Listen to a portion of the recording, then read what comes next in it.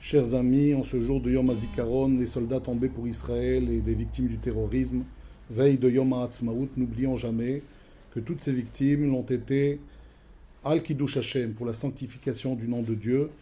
Et nous devons tous être solidaires des familles particulièrement éprouvées cette année, encore plus du fait qu'elles ne peuvent se rendre dans les cimetières militaires.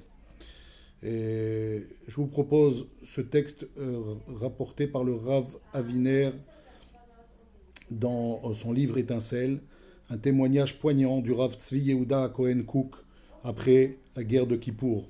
Il parle du Merkaz Arav durement éprouvé récemment, ensanglanté récemment par des terroristes, vous vous en souvenez sûrement. Il s'exprime ainsi: cette guerre fut extrêmement dure pour nous tous. Plusieurs élèves de ma yeshiva, le Merkaz Arav, sont tombés au champ d'honneur en combattant pour la patrie, et de nombreux autres ont été faits prisonniers par nos ennemis. Notre cœur est affligé à la pensée de chacun d'entre eux. Il est écrit qu'une seule âme d'Israël est comparable au monde entier. Malheureusement, la guerre sème la mort et la désolation, mais nous ne devons pas, pour autant, oublier les causes de ce conflit.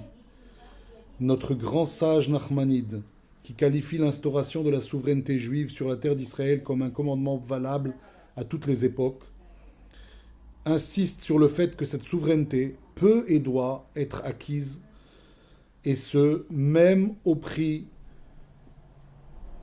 d'une guerre d'indépendance qui entraînera la disparition de nombreux frères.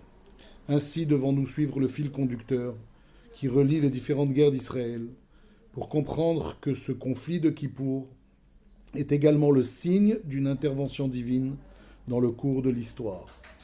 Cette guerre est en fait une épreuve qui s'inscrit dans le processus irréversible de résurrection du peuple juif sur cette terre, ordonnancé par le Maître de l'univers. Chaque guerre qui nous est imposée constitue une étape qui nous rapproche du but recherché.